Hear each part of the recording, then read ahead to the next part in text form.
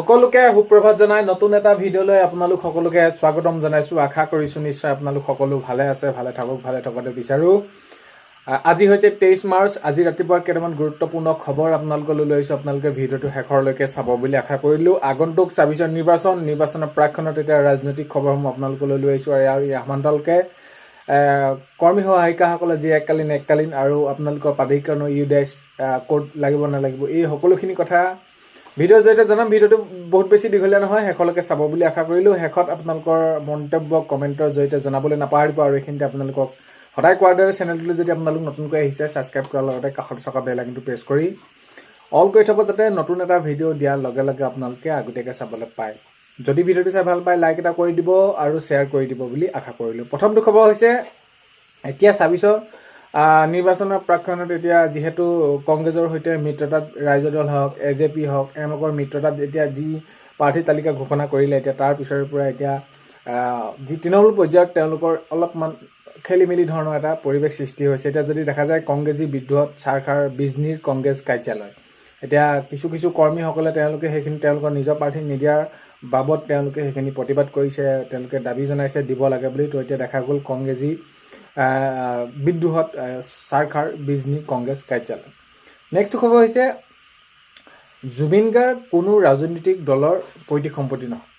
প্ৰদ্যুৎ বৰদলৈ ডাঙৰীয়াই মন্তব্য কৰিছে যে জুবিন গাৰ্গ কোনো ৰাজনৈতিক দলৰ পৈতৃক সম্পত্তি নহয়, জুবিন গাৰ্গক লৈ ৰাজনীতি কৰিব নালাগে, এনেদৰে মন্তব্য কৰিছে প্ৰদ্যুৎ বৰদলৈ ডাঙৰীয়া। প্ৰদ্যুৎ বৰদলৈ ডাঙৰীয়াই তেনেদৰে কৈছে যে জুবিন গাৰ্গ কোনো ৰাজনৈতিক দলৰ পৈতৃক সম্পত্তি নহয়। নেক্সট কথা হৈছে ডাঙৰ কথা কোৱা অখিল গগৈয়ে কি কৰিলে। তো পীযুষ হাজৰিকা ডাঙৰীয়াৰ কথা এইখিনি মন্তব্য কৰিছে, কটাক্ষ কৰি কৈছে যে অখিল গগৈ ডাঙৰীয়াই কেৱল মাত্ৰ ডাঙৰ কথাহে ক'ব পাৰে, বাকী আৰু বিশেষ কোৱাৰ আৰু কি প্ৰয়োজন আছে বুলি মই ভাবোঁ। প্ৰয়োজনটো একোৱেই নাই, কাৰণ কেলৈ তেওঁলোকে প্ৰাৰ্থী তালিকা ঘোষণা কৰে, আকৌ তেনেদৰে নাম কৰ্তন কৰে, তো ইত্যাদি এনেকুৱা ধৰণৰ তেওঁলোকে সেইবিলাক চলি থাকিব আৰু ডাঙৰ কথাহে ক'ব পাৰিব, তাতকৈ আৰু একো নাই বুলি কটাক্ষ কৰি পীযুষ হাজৰিকা ডাঙৰীয়াই তেনেদৰে মন্তব্য কৰিছে। নেক্সট ক'ব হৈছে ৰঙানদী সমষ্টি হৈ অৰ্থাৎ যি আজি ঋষিৰাজ হাজৰিকাই মনোনয়ন দাখিল কৰিব। তো হয়, ৰঙানদী সমষ্টি হৈ আজি ঋষিৰাজ হাজৰিকাই মনোনয়ন দাখিল কৰিব। নেক্সট খবৰ হৈছে 2029 লোকসভাত যুঁজিম গুৱাহাটী লোকসভা সমষ্টিৰ পৰা। তো অতুল বৰা ডাঙৰীয়াই মন্তব্য কৰিছে, এতিয়া যেতিয়া নেকি প্ৰাৰ্থী তালিকা ঘোষণা কৰে তাৰ পাছতে কেনেদৰে মন্তব্য কৰিছিল আপোনালোকে হয়তো নিশ্চয় মনত আছে। আৰু তাৰ পিছতে মাননীয় মুখ্যমন্ত্ৰী মহোদয়ে সাক্ষাৎ কৰাৰ পাছত তেওঁ যি মাজতে কৈছিলে মই 3টা সিদ্ধান্ত লৈছোঁ, তাৰ 3টাৰ ভিতৰত কোনোবা এটা মই নিশ্চয় কৰিম। আৰু এইখিনি যেতিয়া নেকি মাননীয় মুখ্যমন্ত্ৰী মহোদয়ে তেওঁ সাক্ষাৎ কৰিলে তাৰ পিছৰ পৰ্যায়ৰ পৰা কথাবিলাক কোন দিশে গৈছে আপোনালোকে জানিছে। আৰু এতিয়া কৈছে যে 2029 লোকসভাত যুঁজিম গুৱাহাটী লোকসভা সমষ্টিৰ পৰা। তো এনেদৰে জনাইছে অতুল বৰা ডাঙৰীয়া। নেক্সট খবৰ হৈছে জুবিনক লৈ ৰাজনীতি কৰিছে বিৰোধীয়ে। তো ডিপ্লু ৰঞ্জন শৰ্মাই মন্তব্য কৰিছে, এইবাৰ যিহেতু বিজেপিৰ পৰা তেওঁ প্ৰাৰ্থিত্ব লাভ কৰিছে আৰু তেওঁ মন্তব্য কৰিছে যে বিৰোধীয়ে কি কৰিছে, জুবিনক লৈ ৰাজনীতি কৰিছে, ৰাজনীতি কৰিব নালাগে, এনেদৰে মন্তব্য কৰিছে। জুবিনক লৈ ৰাজনীতি কৰিছে বিৰোধীয়ে, এনেদৰে মন্তব্য কৰিছে ডিপ্লু ৰঞ্জন শৰ্মাই। নেক্সট খবৰ হৈছে তৃণমূল কংগ্ৰেছত যোগদান কৰিলে শ্বেৰমান আলীয়ে। তো এতিয়া আপোনালোকে গমেই পায় ৰাইজৰ দলৰ প্ৰাৰ্থী তেনেদৰে তালিকা ঘোষণা হোৱাৰ পিছত কেনেদৰে আকৌ তেওঁলোকৰ কংগ্ৰেছৰ লগত মিত্ৰতা হোৱাৰ পিছত শ্বেৰমান আলী ডাঙৰীয়াৰ কেনেকুৱা কি হ'ল। আৰু এতিয়া দেখা গৈছে যে তেওঁ সেইখিনি ঘোষণা কৰিছে, তৃণমূল কংগ্ৰেছত যোগদান কৰিছে, তেওঁ সেইখিনি নিজে কৈছে, সেইখিনি হয়। এতিয়া দেখা গ'ল তৃণমূল কংগ্ৰেছত যোগদান কৰিলে শ্বেৰমান আলীয়ে। নেক্সট খবৰ হৈছে পুনৰ CM হ'ব।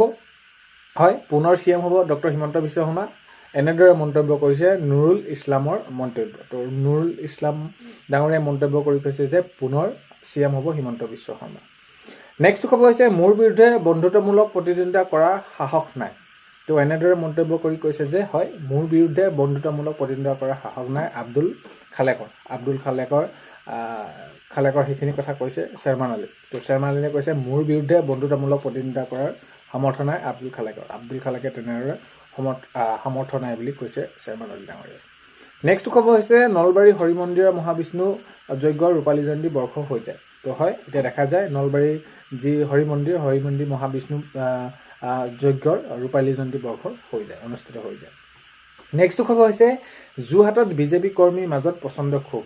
তো এতিয়া হয়, দেখা গৈছে যোৰহাটত বিজেপি কৰ্মীৰ মাজত প্ৰচণ্ড ক্ষোভ। মুখ্যমন্ত্ৰীৰ বিৰুদ্ধে সেইখিনি ক্ষোভ জাৰিছে যে টিয়কত বিজেপি প্ৰাৰ্থী লাগে। তো এনেদৰে কৈছে বিজেপি প্ৰাৰ্থী লাগে বন্ধুত্বমূলকভাৱে, তেনেদৰে জনাইছে তেওঁলোকে। টিয়ক সমষ্টিবাসীয়ে তেনেদৰে কৈছে যে যোৰহাটত বিজেপি প্ৰাৰ্থী লাগে বন্ধুত্বমূলকভাৱে, এনেদৰে মন্তব্য কৰিছে। নেক্সট খবৰ হৈছে আজি মনোনয়ন পত্ৰ দাখিল কৰিব প্ৰদ্যুৎ বৰদলৈয়ে। তো হয়, আজি মনোনয়ন পত্ৰ দাখিল কৰিব প্ৰদ্যুৎ বৰদলৈ ডাঙৰীয়াই। নেক্সট খবৰ হৈছে মামৰাত বিজেপিত যোগদান পবিত্ৰ মাৰ্ঘেৰিটা উপস্থিত। হয়, মামৰাত বহু ভালেখিনি লোকে বিজেপিত যোগদান কৰিছে, উপস্থিত থাকে পবিত্ৰ মাৰ্ঘেৰিটা ডাঙৰীয়া। নেক্সট খবৰ হৈছে দলীয় কৰ্মী ক্ষোভিত হ'লেও পাকিস্তান প্ৰেমী দললৈ নাযায়। জয়ন্ত মল্লভ বৰুৱা ডাঙৰীয়াই তেনেদৰে কংগ্ৰেছক কটাক্ষ কৰি কৈছে যে দলীয় কৰ্মী যদি কিবা কাৰণত প্ৰাৰ্থিত্ব পোৱা নাই বা প্ৰাৰ্থী তেনেদৰে তেওঁলোকে পোৱা নাই বা বিচৰাটো হোৱা নাই, ক্ষোভিত হ'লেও তথাপিও তেনেদৰে পৰিস্থিতি হ'লেও কিন্তু পাকিস্তান প্ৰেমী দললৈ নাযায় বুলি কৈছে জয়ন্ত মল্লভ বৰুৱা ডাঙৰীয়াই। নেক্সট খবৰ হৈছে মমতা বেনাৰ্জী দুলু আহমেদক কৃতজ্ঞতা জ্ঞাপন কৰিলে শ্বেৰমান আলী আহমেদে। তো হয়, এতিয়া ৰাইজৰ দলৰ ফালৰ পৰা যেতিয়া নেকি তেওঁ সেইখিনি 26 নিৰ্বাচনৰ বাবে টিকেট নাপালে আৰু এতিয়া যি তৃণমূল কংগ্ৰেছত তেওঁ যোগদান কৰিলে আৰু যোগদান কৰি মমতা বেনাৰ্জী দুলু আহমেদক কৃতজ্ঞতা জ্ঞাপন কৰিলে শ্বেৰমান আলী আহমেদে। নেক্সট খবৰ হৈছে বিহপুৰীয়া বিধায়ক অমীয় কুমাৰ ভূঞাৰ দল ত্যাগ, আৰু হয় আজি নিৰ্দলীয় ৰূপে মনোনয়ন দিব বুলি তেওঁ সেইখিনি মন্তব্য কৰিছে।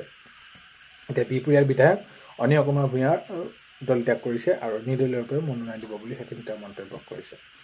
নেক্সট খবৰ হৈছে অংকিতা দত্ত আৰু শৃংখল চলিহা ৰাইজৰ দলৰ সৈতে যোগাযোগত আছে, এনেদৰে জনাইছে অখিল গগৈ ডাঙৰীয়া। অখিল গগৈ ডাঙৰীয়াই মন্তব্য কৰিছে যে অংকিতা দত্ত আৰু শৃংখল চলিহা ৰাইজৰ দলৰ সৈতে যোগাযোগত আছে বুলি অখিল গগৈ ডাঙৰীয়াই মন্তব্য কৰিছে। নেক্সট খবৰ হৈছে সৰুপথাৰত নিৰ্বাচনী প্ৰচাৰ চলাই বিজেপিক তীব্ৰ সমালোচনা গৌৰৱ গগৈ। তো হয়, গৌৰৱ গগৈ ডাঙৰীয়াই সমালোচনা কৰি কৈছে যে চৰকাৰ এইবাৰ আমাৰ হ'ব, বাকী কোন সমষ্টিত কোন জিকে মই সেইখিনি বিশেষ ক'বলৈ নাযাওঁ, মুঠৰ ওপৰত আমাৰ এতিয়া এইবাৰ চৰকাৰ হ'ব, সেইখিনি কোন সমষ্টিত কোনে কিমানত জিকিব সেইখিনি কেৱল মাত্ৰ হিমন্ত বিশ্ব শৰ্মা ডাঙৰীয়াই জানিব, মোৰ সেইখিনি ইমান জ্ঞাত নহয়। কথাটো হ'ল আমাৰ চৰকাৰ হ'ব আৰু যি আমি এতিয়া পট্টা দিয়া হৈছে, আমি দুখীয়া মানুহক এইবাৰ পট্টা দিম, মাটি পট্টা দিম বুলি এনেদৰে গৌৰৱ গগৈ ডাঙৰীয়াই মন্তব্য কৰি কৈছে। নেক্সট খবৰ হৈছে অগপ বিদেশী বিৰোধী। তো অগপ হৈছে বিদেশী বিৰোধী, মুছলমান লোকসকলৰ বিৰোধী নহয়। অতুল বৰা ডাঙৰীয়াই বোকাখাতত তেনেদৰে মন্তব্য কৰি কৈছে যে অগপ হৈছে বিদেশী বিৰোধী, কোনো মুছলমান বিৰোধী নহয় বুলি অতুল বৰা ডাঙৰীয়াই মন্তব্য কৰিছে। নেক্সট খবৰ হৈছে বহুতে সুধি আছে গুৰু দক্ষিণা ইউডাইচ কোডটো দিব লাগিব নালাগিব। এইখিনি ক্ষেত্ৰত শিক্ষামন্ত্ৰী ডাঙৰীয়াই স্পষ্টকৈ ঘোষণা কৰিছে যে আপোনালোকে ইউডাইচ কোডটো দিব লাগিব, তেতিয়া ট্ৰেক কৰাৰ সুবিধা হ'ব সকলোখিনি। তো আপোনালোকে যদি কিবা কাৰণত তেনেদৰে কিবা এটা ভুল হৈছে বা আপোনালোকে সেইখিনি দিব পৰা নাই, আপডেট হ'ব, আপোনালোকে সেইখিনি ধৈৰ্য ধৰক, আপোনালোকে সেইখিনি কামখিনি কৰিব লাগিব। মুঠৰ ওপৰত ইউডাইচ কোডটো দিয়াৰ ক্ষেত্ৰত মাননীয় শিক্ষামন্ত্ৰী ডাঙৰীয়া ৰণোজ পেগু ডাঙৰীয়াই তেতিয়া সেই যি গুৰু দক্ষিণা পৰ্টেল মুকলি সময়তে সেইখিনি সকলোখিনি কথা বিতংভাৱে জনাইছিলে, অৰ্থাৎ আপোনালোকে দিব লাগিবই। নেক্সট খবৰ হৈছে এতিয়া ৰন্ধন কৰ্মী অংগনবাড়ী কৰ্মী সহায়িকাসকলক তেওঁলোকক কি কৰা হৈছিলে, এককালীন দিয়াৰ কথা কৈছিলে। এতিয়া এককালীন দিয়াৰ ক্ষেত্ৰত কি হ'ব কি নহ'ব, এতিয়া দিবগৈ নে নিদিবগৈ।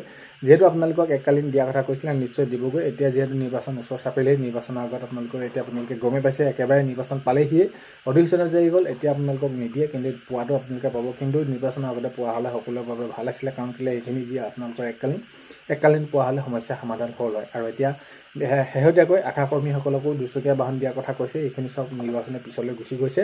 এতিয়া কথাটো হ'ল কি, নিৰ্বাচনৰ পিছতহে আপোনালোকে সকলোখিনি চৰকাৰ গঠন হোৱাৰ পাছত এইখিনি সিদ্ধান্ত হ'ব যে আপোনালোকে এককালীন কেতিয়ালৈ কি পাব, কি হ'বগৈ কি নহ'ব। এতিয়া মুঠৰ ওপৰত আপোনালোকে আগন্তুক সময়ত এই এককালীন টকাটো আপোনালোকে পাব, আৰু আশা কৰ্মীসকলো অতি সোনকালে এই যি দুচকীয়া বাহন অতি সোনকালে আপোনালোকে পাব। আজি 23 মাৰ্চৰ ৰাতিপুৱা খবৰ এইকেইটাই আপোনালোকক জনালোঁ। ভিডিঅ'টো আপোনালোকে শেষৰলৈকে চাই থকাৰ বাবে বহুতেই বেছি ধন্যবাদ। ভিডিঅ' আপোনালোকক প্ৰথমতে কোৱাৰ দৰে চেনেলটোলৈ যদি আপোনালোক নতুনকৈ আহিছে ছাবস্ক্ৰাইব কৰাৰ লগতে কাষতে থকা বেল আইকনটো প্ৰেছ কৰি অল কৰি থ'ব, যাতে নতুন এটা ভিডিঅ' দিয়াৰ লগে লগে আপোনালোকে আগতীয়াকৈ চাবলৈ পায়। আজিলৈ মানে অন্য এটা ভিডিঅ'তে লগ পোৱা হয়। বাই।